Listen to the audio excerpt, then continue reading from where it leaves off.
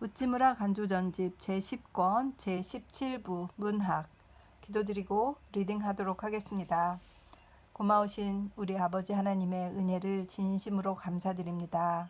사랑의 하나님 아버지, 오늘 또 주신 인생의 시간 가운데 노동의 시간을 마치고 풀린 말씀방에 와서 우찌무라 간조 선생님 책 읽으려고 앉았습니다. 오늘 리딩 가운데도 함께하여 주시옵시고 리딩 가운데 큰 은혜 받을 수 있도록 도와주시옵소서. 리딩이 너무 아까워서 읽어서 유튜브에 리딩을 올리고 있습니다. 하나님 아버지, 이 리딩이 필요하신 한 형제나 한 자매에게 리딩이 전해졌으면 좋겠습니다. 우리를 광고해 주는 것은 우리를 사랑하는 친구들이라고 말한 셰익스피어처럼 그런 믿음을 가지고 신뢰를 가지고 읽어 또 기대하고 또 주님께 기도하고 이러고 있습니다. 주님 은혜 가운데 늘 함께 하심을 감사드리며 리딩을 들으시는 분들이 꼭 하나님의 곳간에 들어가는 곡식 될 수 있도록 인도하여 주시옵소서. 감사드리며 고마우신 우리 주 그리스도 예수님 이름 받들어 기도드립니다. 아멘. 문학관, 바깥에서 본 문학. 내가 생각하기에 지금 일본의 문학은 비관적이라고 말할 수밖에 없습니다. 일본 사람들은 요즘 와서 점점 고귀하던 정신을 잃어가고 동시에 문학도 고귀함을 잃었다고 생각합니다. 또 오늘의 나태한 사회가 오게 된 것은 문학의 힘도 영향이 크다고 생각합니다. 어떠한 나라의 문학이라도 문학에는 항상 두 가지 요소가 있습니다. 그 하나는 슬픔이라는 것입니다. 슬픔이 없이는 문학도 미술도 또 음악도 아름다움을 잃어버립니다. 위대한 문학은 모두 그 한 면에는 슬픔을 나타내고 있습니다. 예를 들면 천사의 그림을 보면 그 얼굴이나 눈에 말로 다 할 수 없는 무한한 슬픔을 띠고 있습니다. 옛적 영웅의 초상화를 보아도 그 눈에나 얼굴에는 슬픔의 빛을 띠고 있습니다.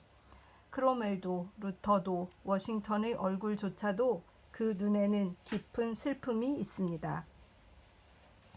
우리들은 석가나 그리스도의 얼굴을 볼 수 없습니다만 그 얼굴에는 늘 우수를 띠고 있었을 것이라고 생각합니다.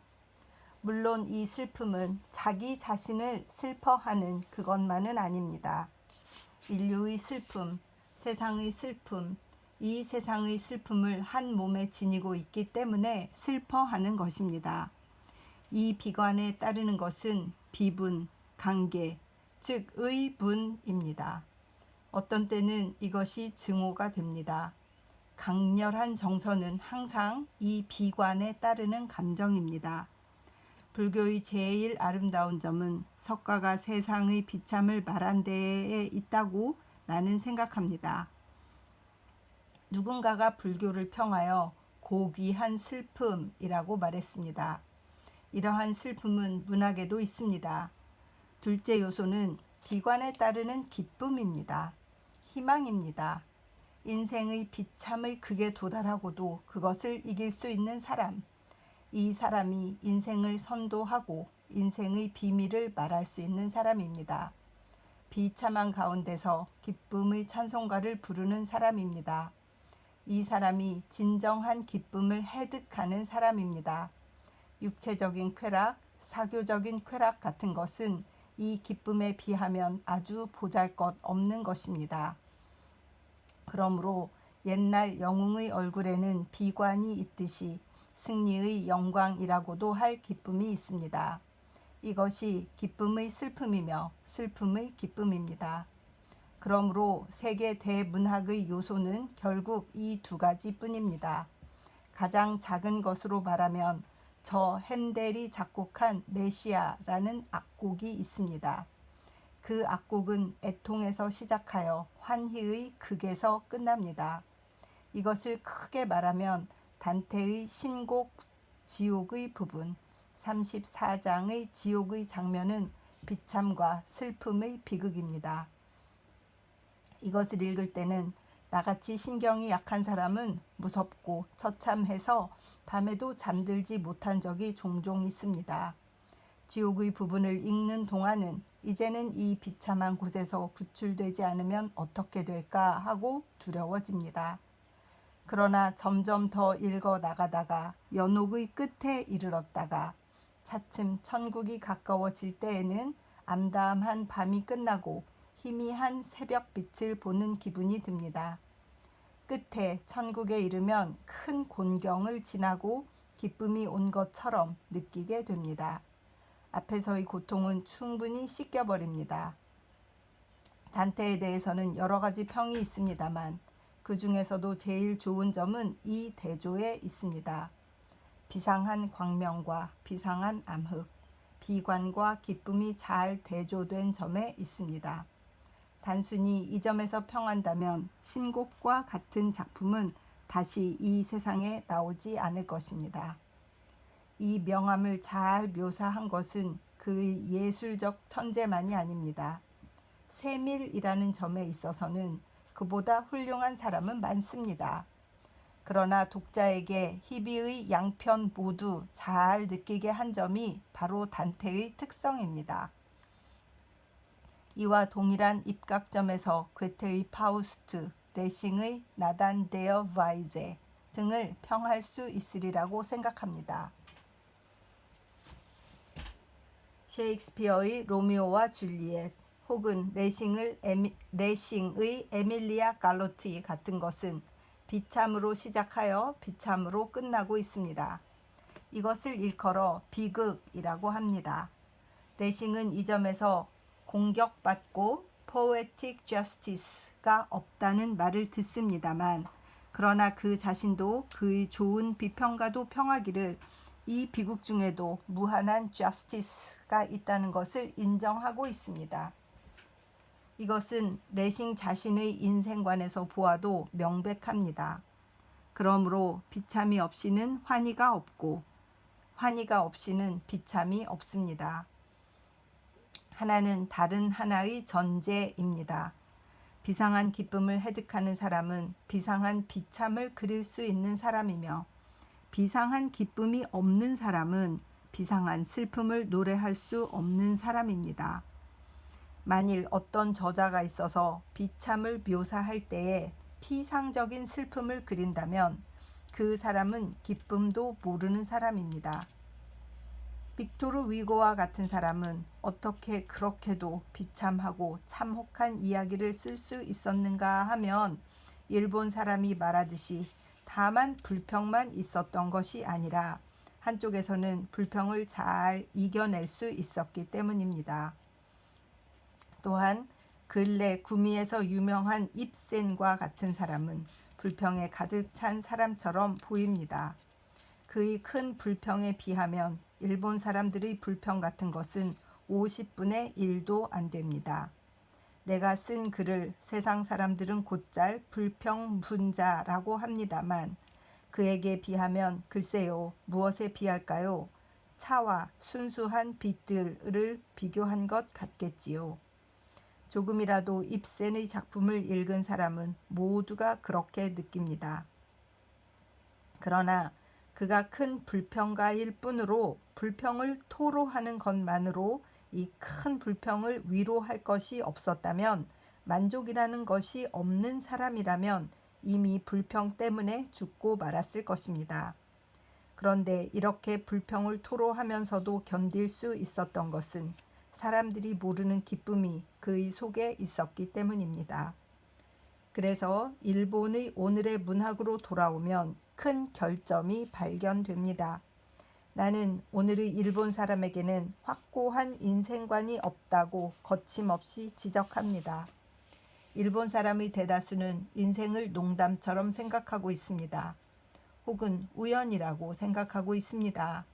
그래서 인생의 비참의 극도, 환희의 극도 느끼지 않습니다. 그러나 둘 중 어느 편인가 하면 비참을 약간 느낄 뿐입니다. 그래서 오늘의 유명한 소설가가 묘사하는 것은 약간의 비참뿐으로 큰 비참은 없습니다. 환희는 아주 없습니다. 그 원인이 어디에 있느냐 하면 하나는 국민적 특성일지도 모릅니다. 일본 사람의 표정은 외국인이 볼 때에 슬픈 표정을 띠고 있다고 합니다. 그러나 가장 큰 원인은 글쎄 뭐라고 할까요? 일본화된 불교, modified Buddhism의 결과라고 생각합니다. 앞에서도 말했듯이 불교 그 자체는 고귀한 비참입니다만 잘 살펴보면 불교는 비참만이 아니라 기쁨의 요소도 있다고 생각합니다. 그러나 보통 일본 불교의 교리, 의식, 불당의 건축 같은 것을 보면 이 기쁨 쪽은 나타나 있지 않다고 생각됩니다. 헤이케 이야기 중에 있는 지원정사의 종소리의 구절은 일본 사람의 뱃속에 스며든 관념이지요. 때로는 태평기 사상이라고도 할 고상한 사상이 있어서 이러한 비참 사상에 이긴 적이 있습니다만 전적으로 승리한 적은 없을 것입니다.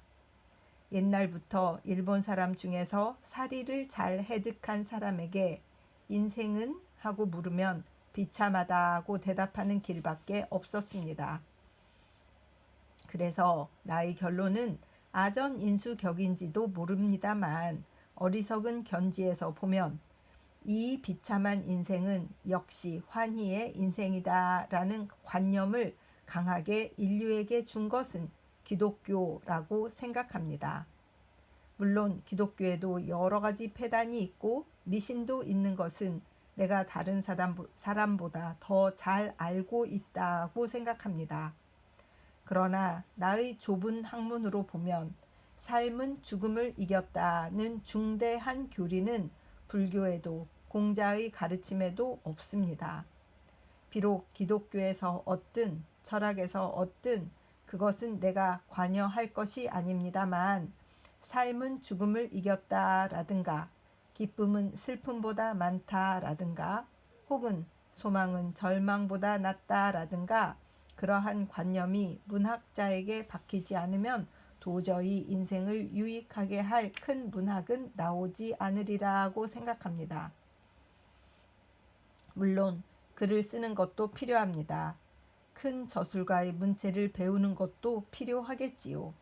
그러나 문학인 각자가 인생의 최대 문제를 풀기 전까지는 그들에게서 큰 작품이 나올 리 없습니다. 1897년 12월 조도 전문학 문학자의 신앙 믿을 것 없는 것으로 문학자의 기독교 신앙과 같은 것은 없다. 그들은 기독교에 접하여 이것을 환영한다. 그리고 이것을 동경한다. 그것의 미적 한 면을 보고 여기에 끌린다. 그러나 하루아침에 그 엄격한 도덕적 요구를 만나자 거기에 견디지 못하고 당장 떠나버리는 것이 보통이다. 문학인으로서 충실한 그리스도의 종으로 그의 일생을 마치는 사람은 극히 드물다. 그들은 자유를 사랑한다고 하면서 어떠한 율법에도 견디지 못하고 정직을 중하게 여긴다고 하면서 어떠한 신앙도 품지 못한다. 그들은 방종한 사람이 되기를 원하고 사상에서도 행위에서도 아무 구속도 받지 않으려 한다. 그래서 이런 사람들에게 기독교가 이해되지 않는 것은 물론이다. 기독교는 사랑의 종교다. 의에 기초한 사랑의 종교다. 그러므로 엄격한 의의 요구에 응하지 않고는 기독교의 사랑을 깨달을 수 없다. 죄를 죄로 인정하고 죄의 대가는 죽음이라는 것을 죄의 대가는 죽음이라고 믿어서 자기 자신이 죄의 자식인 이상 죽음의 형벌을 받아 마땅하다는 것을 인정해야만 비로소 기독교의 고마움을 알 수 있다. 그러나 이것은 대부분의 문학인이 할 수 없는 일이다. 그들은 그것 때문에 기독교를 떠나서 그들에게 편리한 인생 철학으로 간다. 문학인은 율법 없는 복음, 조건 없는 사랑을 요구하기만 한다. 그래서 십자가를 중심으로 하는 기독교를 견디지 못한다. 결국 문학인은 사상의 사람이지 실천의 사람은 아니다. 향락을 좋아하지 분투하는 사람은 아니다. 붓을 드는 사람이지 곡괭이나 삽을 손에 드는 사람은 아니다. 그래서 목수의 아들인 나사렛 예수의 가르침은 알려고 해도 알 수가 없다. 문학은 기독교를 알기를 원하는 사람이 선택할 최악의 길이다. 의학도, 공학도, 이학도, 농학도, 그렇다 법학도 사람을 그리스도의 복음으로 인도하는 길로서 문학보다 훨씬 낫다. 종교는 경험이다. 인생의 깊은 사실이다. 종교는 행하고 싸우고 괴로워하고 믿을 수 있는 것이다. 생각하고 꿈꾸고 즐기면서 알 수는 없다. 문학자는 비평가, 극작가, 소설가, 그렇다 특별한 경우에는 시인이 될 수 있다. 그러나 십자가를 지고 그리스도를 따르기에는 그들은 너무나 나약하다. 델리케이트하다. 용기가 부족하다. 1919년 7월 성서지 연구. 사상과 문학인과 보수. 사상이 솟아나는 것을 방해하는 것은 욕심과 명예심이다. 이것만 근절하면 사상은 샘물이 솟아나듯이 치솟는다. 사상을 얻기 위해서는 반드시 단테나 셰익스피어를 읽을 필요가 없다. 욕심이 없는 사람의 사상은 그것 자체가 이미 시가적이다. 대가의 말을 인용하든지 아무도 모르는 어려운 문자를 사용하든지 해서 문장가를 자칭하는 사람은 하찮은 문학자이다. 세상이 요구하는 것은 깊이 얽힌 사상이 아니라 맑고 투명한 사상이다. 이것은 욕심이 없는 사람만이 제공할 수 있는 사상이다. 우주와 인생은 무사무욕의 사람의 눈에 어떻게 비치는가? 이것이 누구든지 알기를 원하는 일이다. 진리는 만 권의 책을 다 읽었다고 알 수 있는 것이 아니다.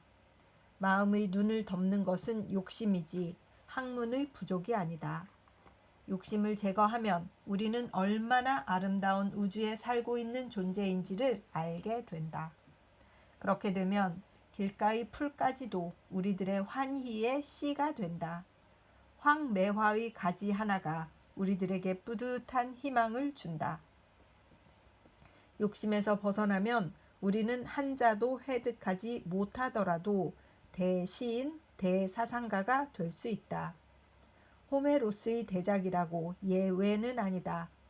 이것은 그리스 민족이 아직 문명이라는 인조적 장식물을 발명하기 전에 그들의 사상을 쓴 것이다. 그 속에는 철학도 없고 미술도 없다. 그리스인의 모습 그대로가 일리어드이며 오디세이이다. 순수한 사상은 문예의 발달과 함께 소멸하고 만다. 그러므로 만일 대사상을 얻으려 하든지 대문학을 쓰려면 우리는 루소의 이른바 있는 그대로의 자연으로 돌아가야 한다. 곧 순진한 야만인이 되어야 한다. 글로써 세상에서 유명해지려는 욕심을 끊어야 한다. 즉 종교의 힘을 빌려서 우리들의 사의, 아욕을 죽여야 한다. 그렇게만 하면 문학의 부흥은 우리들 사이에 기대할 만하다. 그렇게만 하면 우리는 깨끗하고 위대한 사상을 내지 않으려 해도 능히 얻게 된다. 세상에는 불우한 문학인이라 말하며 세상이 문인을 박대한다고 불평하는 문인이 있다고 한다. 문인의 불우란 아마도 사회가 문인에게 지불하는 돈이 부족하다는 말이겠지만 그러나 그것은 수긍할 만한 불평이 아니다. 문인의 보수란 돈으로 헤아릴 수 없는 것이다. 밀턴의 일장을 돈으로 쌓는다면 얼마겠는가?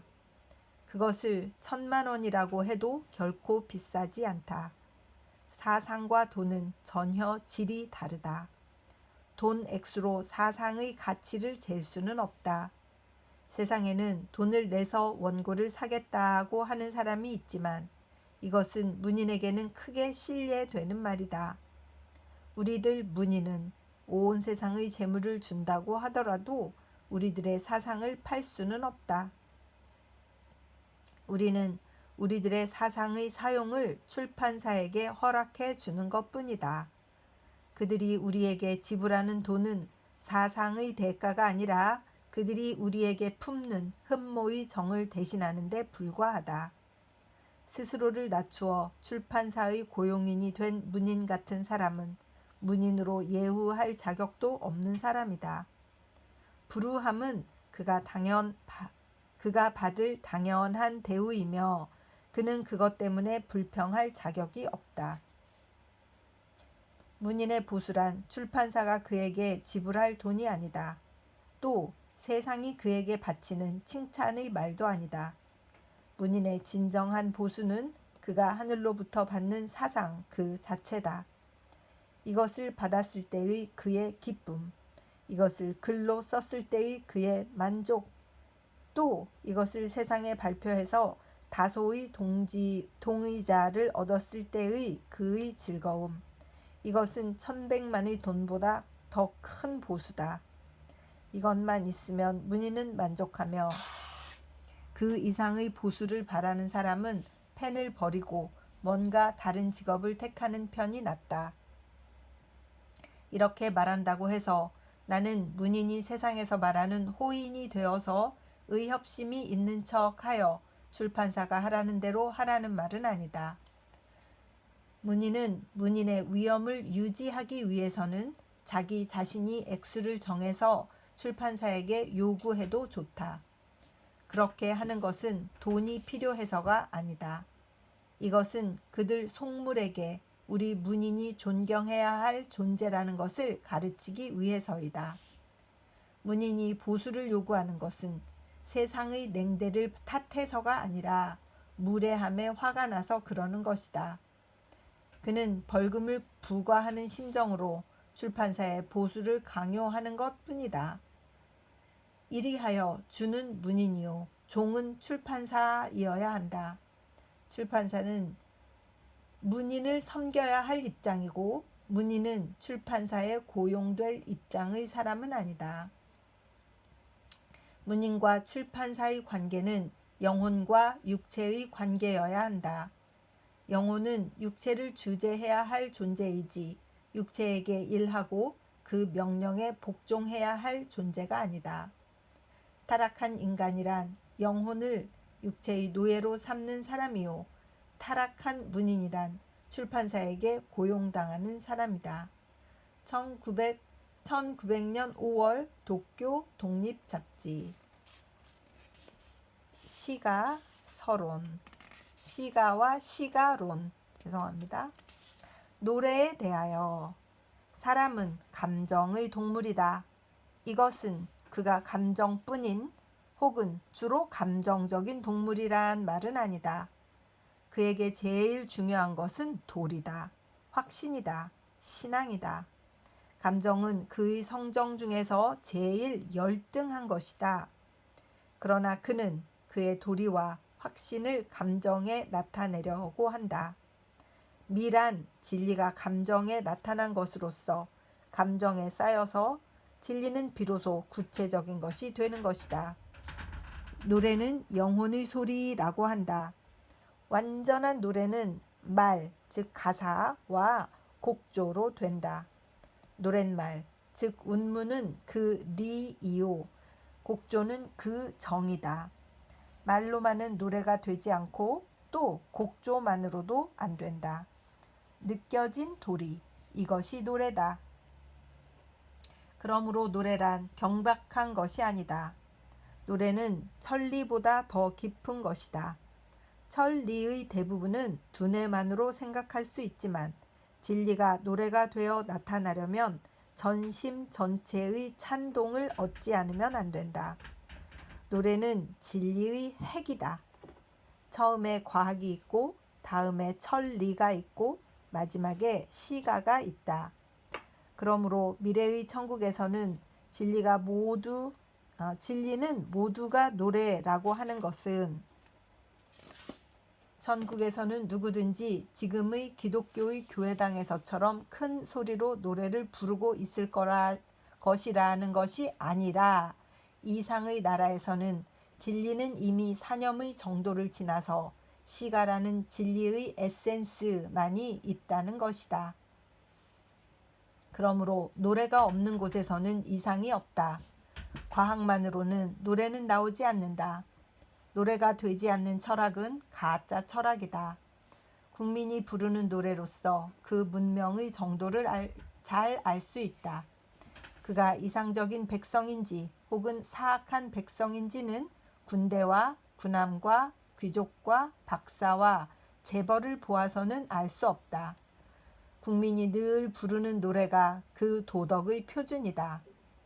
아, 나의 일본이여, 너는 어떠한 노래를 부르고 있는가? 노래는 국민 이상의 표시다. 그와 동시에 또 노래는 국민에게 이상을 제공하는 것이다. 세상에 이상처럼 전염적인 것은 없다. 철학자가 큰 저서로 100년 걸려도 할 수 없는 일을 시인은 한 편의 노래로 만들어서 한순간에 할 수 있다. 대개의 국민의 역사는 노래의 역사다. 프랑스 사람의 마르세유와 같은 것, 미국인의 헤일 컬럼비아와 같은 것은 국민 정신의 고무자로서는 백의 군함, 만의 군대보다 더 우수한 세력이다. 나에게 하나의 작은 노래를 만들게 하라. 그러면 나는 온 국민을 움직이리라는 유럽의 속담이 있다. 국민의 이상을 나타내는 하나의 작은 노래를 만드는 사람은 그 나라의 큰 은인이며 큰 군인이나 큰 정치가보다 나은 권력가이다. 어느 나라에나 국가라는 것이 있다. 그러나 일본에는 아직도 이것이 없다. 기미가요 괄호 열고 일본 국가의 이름 괄호 닫고는 국가가 아니다. 이것은 천황의 덕을 칭송하기 위한 노래다.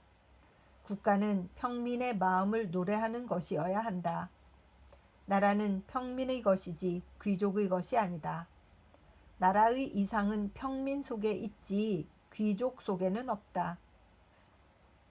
평민의 마음을 위로하고 희망을 높이고 여기에 자중의 정신을 제공하는 노래가 오늘날 일본 국민이 가장 요구하는 것이라고 나는 생각한다. 평면적이라고 해서 야비해서는 안 된다. 평민은 나라의 자연적 귀족이므로 그의 이상이 고상한 만큼 그의 노래는 고결해야 한다. 그러나 고상하다는 것은 우아하다는 뜻은 아니다. 우아함이란 귀족의 따님 같은 일을 형용하는 말이어서 이것은 실과를 귀중히 여기는 평민의 이상이 아니다. 평민은 강건해야 한다. 수양버들이나 모란꽃과 같은 아름다움은 귀족의 미이지 평민의 미는 아니다. 평민의 미는 소나무다. 참나무다. 폭풍이 닥쳐도 넘어지지 않는 미다. 그러므로 평민의 노래는 큰 산과 넓은 바다와 큰 강과 또 창공을 노래한 것이어야 한다. 평민의 노래이기 때문에 노동의 노래여야 한다. 노래는 오락 때문이 아니라 노동을 돕고 촉진시키는 것이어야 한다. 어떤 사람이 노래하기를 잡으리라 이 펜을 나라를 위해서, 들리라 이 도끼를 사람들을 위해서, 치리라 이 망치를 진리를 위해서, 하리라 모든 일을 하나님을 위해서 라고 했던 것은 평민의 노래의 뜻에 알맞는 것이라고 생각한다.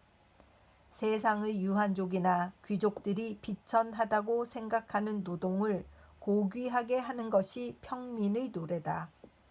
고상하나 우아하지 않고 통속적이지만 야비하지 않고 시인 위티어가 어느 한 하녀의 부탁에 응하여 그대가 손에 든 빗자루로 세계의 한 부분을 깨끗이 쓰려고 한 것 같은 것은 평민의 노래의 본보기라고 생각한다. 1902년 11월 성서지 연구. 불신앙 국가에 없는 것. 시와 시인. 불신앙 국가에는 고도의 문명이 있다. 튼튼한 정부가 있다. 강대한 육해군이 있다. 완비된 경찰이 있다. 복잡한 법률이 있다. 헌법이 있다. 교육이 있다. 좋은 교통기관이 있다. 은행이 있다. 보험이 있다. 갖가지 회사가 있다. 신문이 있다. 잡지가 있다. 아름다운 문학이 있다. 여기에 따라 대정치가가 있다. 대군인이 있다. 대법률가가 있다. 실업가가 있다. 대경제가가 있다. 비평가가 있다. 소설가가 있다. 재능과 지식의 방면에서 많은 존경할 사람이 있다.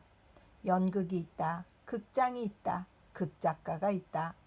또한 이학, 문학, 법학, 공학의 방면에서 많은 대가가 있다. 이렇게 헤아려 보니 불신국에는 없는 것이 하나도 없는 것 같다. 국민의 대다수가 그것 이외에는 아무것도 하지 않는 것은 이상할 것이 없다.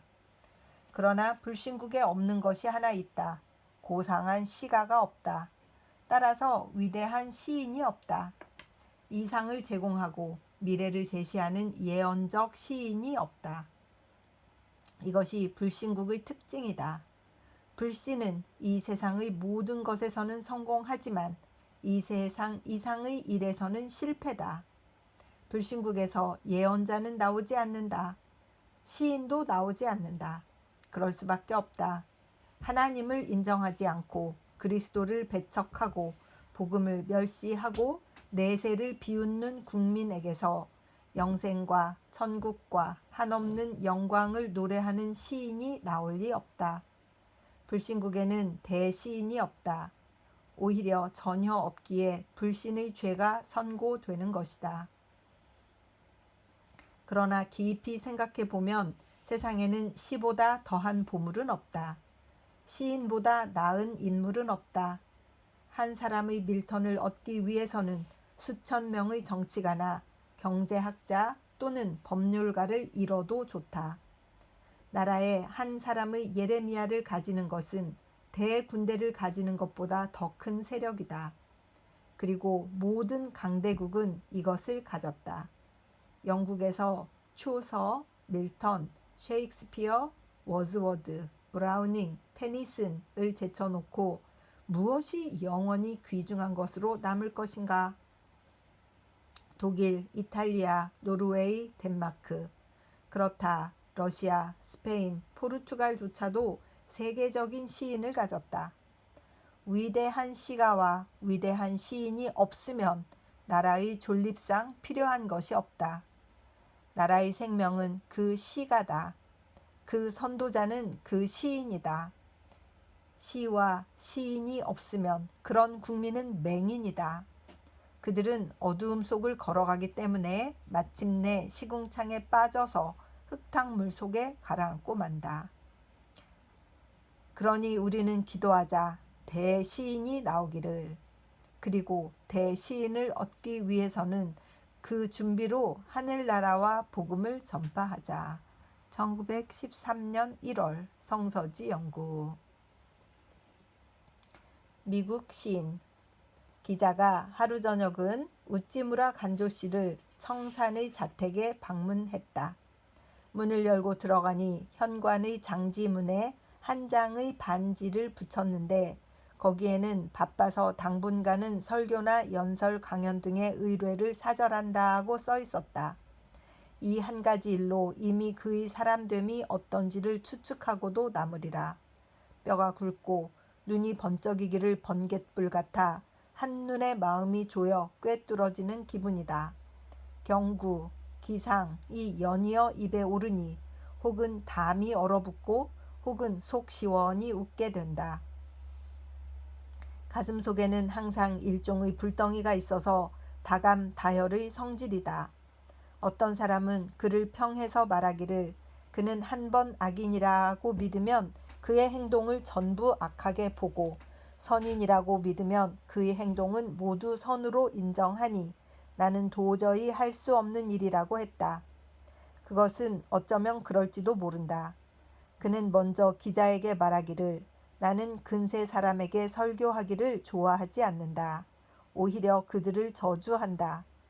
지기를 100년 후에 찾으며 나의 가슴 뿌듯한 포부를 이야기할 뿐 그동안 내가 쓴 책은 겨우 한 권밖에 없다. 그래서 이제부터 앞으로 30년은 큰 책을 써서 세상을 유익하게 하고 나서 죽고 싶다. 화제가 바뀌어 미국 시인에 관해 이야기했다. 나는 늘 미국의 시인은 영국의 시인보다 훨씬 위대하다고 생각한다. 영국의 시인은 대개 활동 세계를 떠나서 물맑고 푸른 산골짜기에 은둔하는 풍조가 있다. 스코트는 아보트필드의 옛 성에서, 워즈워드는 라이달 산의 유폐 생활에서, 테니스는 위칭엄의 한 거에서 그렇지 않은 사람은 없다. 그러나 미국 시인들은 이에 반하여 보통 생활을 영위하며 활동하는 사회에서 노래한다. 따라서 읊는 내용도 다르다. 하나는 유유월설화를 벗으로 하는 이른바 일본의 시인인 사람이 많고 다른 하나는 가까이 사람들과 서로 친하며 그 생활을 읊었다. 이렇게 둘 사이의 취지를 달리하는 이유의 하나는 어쩌면 그 사회의 조직에 기인하는 것일까? 미국은 자유의 고향이며 평민의 사회다. 그러므로 재능에 따라서 뜻을 펴기가 쉽다. 영국은 계급 제도가 엄격하여 재능을 표현하고 뜻을 이루기가 어렵다. 그래서 몸을 풍월에 맡기고 주로 마음이 그런 것에 쏠리게 되는 것일까? 나는 별로 롱펠로우의 시를 애음하지 않는다. 그러나 그는 처음에는 보든 대학의 근세 어학의 강사가 되고 후에 하버드 대학에 옮겨서 역시 근세 어학 및 미문학의 강사를 했다. 브라이언티는 법률학에 도통하고 신문기자 및 그 경영주로서 일생을 지냈다. 그의 가장 유명한 시는 데너톱시스로서 죽음을 읊은 것이다. 해의 홍수라는 제목의 시에서 인생을 넘실거리는 파도의 오르내리는 데 비유하고 가인 제사가 함께 나와서 순간에 나타나고 순간에 사라지는 모양을 읊었다. 읽어보면 그 시상이 통쾌하기란 일찍이 책상을 치며 감탄하지 않은 적이 없었다. 그 밖에도 중앙 아메리카의 땅, 운연히 망망하고 한눈에 천리가 보이고 끝간데를 모를 초원을 읊어 하늘에 막막하기에 알맞은 침상이라고 말할 것과 또 로마의 옛 도성에 논일 때 하룻밤 땅 위에 엎드려 흙이 외치며 영고 성쇠 몇천 년의 역사를 이야기하는 것을 들었다고 말한 것은 정말 기상천외의 것이라고 말하지 않을 수 있겠는가. 위티어는 어려서 소작인의 심부름꾼이 되고 또 양화점의 점원이었다. 자라서는 정치가로서 입법의 일에 관여하고 비노예당의 서기가 되어 국사를 담당했다. 그의 시는 대개 인생의 실제 문제를 다루어 인도를 발휘했다. 결백, 우아함은 영국 시인이 미치지 못한다. 로웰은 롱펠로우의 뒤를 이어서 하버드 대학에서 근세 어학의 강사였다. 또 스페인 및 영국의 사절이었던 일도 있었다. 나는 도덕적 시가 중 아직도 로웰의 시처럼 고상하고 웅대한 상이 있는 것을 보지 못했다. 위트먼은 상을 중히 여기고 형을 묻지 않는다. 제례의 시풍을 파괴하고 한층 새로운 체제를 낸 시인이다. 그래서 세상 사람들은 카알라일의 웅혼 위대함을 경외하지만 나는 위트먼의 인물이 훨씬 더 높이 있음을 안다. 우리 국민은 아직도 미국 시인의 진가를 모른다. 이것은 한탄할 일이다. 나는 특히 우리나라가 가인들이 함부로 풍류를 일삼고 사회를 농담으로 얼버무리고 혹은 비판적 염세가가 틀림 쓸데없이 슬픔과 허물을 읊어서 생활을 귀중히 여기지 않는 경향에 있는 일본에서는 미국 시인처럼 인생에 가까이 가서 평상시의 생활에 유익한 시를 소개하여 건전한 시풍이 일어나기를 간절히 바란다. 1897년 7월 복음신보. 자연 시인이여 나오라. 아침에 신문을 읽고 실망하고 오후에 들을 걸으며 희망을 회복한다. 정우회라든가 진보당이라든가 하는 이름을 듣고는 일본이 싫어지고 후지산이나 츠쿠바 산을 바라보면 일본이 사랑스러워진다. 미운 것은 정치가라는 사람들이요, 사랑스러운 것은 제비꽃이나 벚꽃 같은 꽃이다. 정치로 정치를 개선하려는 것은 도구로 없애려는 것과 같다. 없어지지 않는 일은 없겠지만 없어진 흔적은 불을 끈 자국 같은 것이다. 만일 사회의 건전을 바란다면 정치를 개선하는 데는 정치 이외의 세력으로 해야 한다. 깊고 취미 있는 자연물의 관찰 같은 것은 확실히 이러한 세력의 하나다. 영국의 번즈, 워즈워드가 있듯이 미국의 브라이언트, 소로우가 있듯이 일본에도 자연 시인이 나올 필요가 있다. 자연 시인이란 술을 마시면서 꽃을 감상하는 사람을 말하는 것이 아니다. 중국과 일본의 자연 시인은 대개 이런 종류다. 적벽 아래서 달을 보고 이는 조물자의 무진장이다 라고 읊은 소동파는 곧 잔을 씻어서 붓고 또 부어 안주 이미 다하니 술상이 어지러워라고 말하고 있다. 이런 마음으로는 도저히 자연의 비밀을 탐구할 수 없다. 자연은 하나님의 의상이니 이것을 만지는데도 하나님과 같은 청결한 마음으로 해야 한다. 그리하여 성실하게 자연을 만나면 우리들의 마음은 깨끗해지기 마련이다. 자연 시인이란 자연물에서 하나님과 사람의 마음을 읽는 사람이다. 1901년 3월 만조보. 워즈워드의 시에 대하여. 워즈워드는 자연 시인이다. 자연 그대로를 읊은 사람은 아니다. 자연의 마음을 읊은 사람이다. 자연은 원래 무엇인가? 선인가? 악인가? 투쟁인가? 평화인가? 이 문제에 대하여 자연학자라고 불리운 다윈, 헤겔 등은 대답하기를 생존 경쟁이다. 우승열패다 라고 했다. 시인 워즈워드는 대답하기를 아니다, 겸손이다, 순종이다, 환이다, 만족이다, 희망이다, 영생이다 라고 했다. 양자 어느 것이 진리인가는 아무도 모른다. 자연은 무언이다. 다만 남이 그녀의 마음을 여러 가지로 추측하는 것뿐이다. 선인지 악인지 나도 모른다. 그러나 다만 한 가지는 명백하다. 즉 자연학자라고 해도 다윈의 자연관이 반드시 정당하다고 말할 수 없고 자연시인이라고 해도 워즈워드의 자연관을 반드시 명상에 지나지 않는다고 말할 수 없다.